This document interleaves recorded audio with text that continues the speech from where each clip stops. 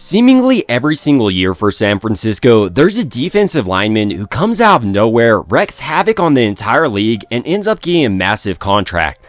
And this year, I believe that player will be Samuel Okuanu. Entering the league, everyone knew the former Liberian soccer player would need a couple of years to catch on, as he only really started playing football as a high school senior. With that being said, if you were able to develop his technique, honestly, his athleticism looks like a first-round player. Compared to Nick Bosa, for instance, he had a faster 40-yard dash coming in at 4.77 seconds, the same 10-yard split coming in at 1.62 seconds, and he had a better bench press putting up 31 times compared to Bosa's 29. Still though, for the first 2 years of his career with the Tennessee Titans, Samuel Okuanu was relatively unproductive. But with him joining forces with Chris Kasarik, one of the better defensive line coaches across the league, he was able to register 35 tackles and 3 sacks last year. In part, this was because Chris Kasarik truly understood how to use a player like Samuel Okuanu, and that was all over the defensive line. You didn't just see him playing defensive end, but in NASCAR packages, routinely you would see him slide over and play the defensive tackle spot. Maybe most importantly for San Francisco though, is he looks like a completely different player in his technique. You could really see a leap in his development. It's like everything clicked for him last year, and entering this season, Samuel Okuanu is once again entering a contract year, so if he is able to continue to replicate the success he had last year, and maybe even at a bigger level, he could end up with a massive contract. Personally, when I turn on his film, I think he will be able to replicate it because he's not really ever getting lucky. When you watch a play like this, for instance, you get to see the development in his technique I was talking about with Chris Kasarik. Specifically, Samuel Okuanu does a great job of setting up and timing this double hand swipe. First, he jabs hard across his guard's face to try to get his momentum going in that direction, but he doesn't stop there, as he knows this offensive lineman will have to punch him, and then he times up his double hand swipe near perfectly while jumping back the other direction, and at that point, the less athletic guard is left wondering what's actually happened to him, while Samuel Okuanu finds his way into the backfield and gets a sack on Geno Smith. In a similar way here, Samuel Okuanu will once again be pulling out a double hand swipe, but this time on the offensive tackle as a defensive end. But here, once again, he does a great job of setting up this offensive tackle on this double hand swipe. He does his little stutter step to the outside, gets his momentum going in that direction, comes back hard with the double hand swipe, and while he wasn't able to get the sack on this play, he was able to force it incompletion, and this will speed up his processing as the game goes on. Another thing it does to offensive linemen, it shows them you can beat him with the double hand swipe, so when Samuel Okuanu pulls out this ghost move, often he finds a lot of success. Here going against 71, for instance, you can see how Samuel Okuanu flashing his hands like this causes him to hesitate just enough for Samuel Okuanu to capture his outside shoulder and put pressure on Jacoby Brissett. Maybe what was most impressive to me about Samuel Okuanu though was how he was able to seamlessly link together pass rush moves. Here facing 70, for instance, initially he pulls out his good old reliable double hand swipe. It's not the most effective though, so he transitions into a rip move, while this entire time driving 70's momentum in that direction to pull out this little fake spin move. This freaks out 70, so he lunges back in that direction. Samuel Okuanu comes back the other way with a real spin move and finally gets a sack on Dak Prescott. Another real underappreciated part about Samuel Okuanu's game is how powerful of a player he actually is. Here going against the Patriots, for instance, he does a great job of transitioning from speed to power.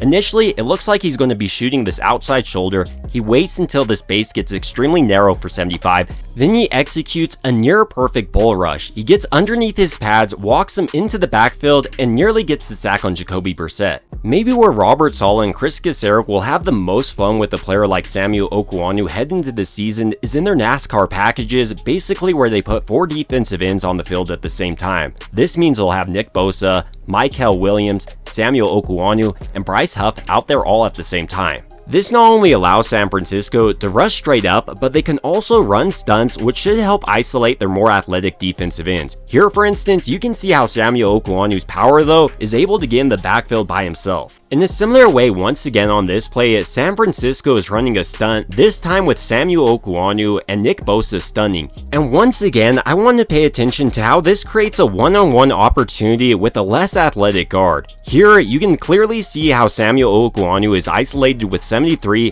and with him backpedaling, he once again pulls out his reliable spin move and gets a hit on Dak Prescott. In a similar way against the run, surprisingly, Samuel Okuanu is able to line up as a defensive tackle, then uses his athleticism and strength to routinely make plays. Against the Jets here, for instance, he does an excellent job lined up against his less athletic guard, shooting across his face, finding his way into the backfield, and stops his back for a pretty minimal gain. In a similar way as a defensive end facing the run, Samuel Okuanu does a great job of identifying the running play, and then thanks to his athleticism, if you're just trying to block him with a pulling guard, often he's going to blow up the play like here. He's able to find his way into the backfield, and even with the pulling guard, he's able to avoid him and punches out this ball, forcing the fumble. But just like his pass rush, it's not just all his speed here that impresses. He also does a fantastic job of setting an edge. Here going against the Chiefs, for instance, he's able to set this edge, then he stays disciplined, staying home, and with this back trying to bounce it outside on him, he's able to bring him down for a loss. In a similar way on this play, once again Samuel Okuanu has to set the edge, but this time he's facing a double team, but rather than being driven down the field, he's actually driving into the backfield,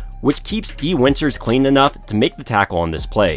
Another aspect of Samuel Okuanu's run defense that I found really impressive last year was just how smart of a player he was. On this play against the Packers, for instance, they're faking like running a jet sweep, but Samuel Okuanu doesn't bite on it. He realizes he needs to get horizontally with this back, and because of his athleticism, he's able to do just that and causes a pretty minimal gain on this play. In a similar way against read options, rarely will you see him trigger on the wrong man. He stays disciplined, doesn't allow the quarterback to bounce outside on him, and then once handed off, he does a nice job of creating a strong edge and then slowly collapses in on the back to not give up that bounce back lane as we saw earlier. With those pauses being noted, there are some concerns to his game, with one of the most notable just being his lack of length. He's only 6'1", so unlike Bosa, he doesn't have the ideal 6'4" length. On top of that, he has limited starting experience at the NFL level, so I'm sure we will see some of those rookie mistakes if he does see more opportunities this year. Speaking of those opportunities, Samuel Okuanu will also have to fight probably a little bit harder than he did last year, as they brought on players like Alfred Collins, Michael Williams, Bryce Huff, and even CJ West. It's also worth noting he's yet to play under Robert Saleh, so Saleh could decide he doesn't like him as much as a player like Bryce Huff, who he did coach back during the 2023 season.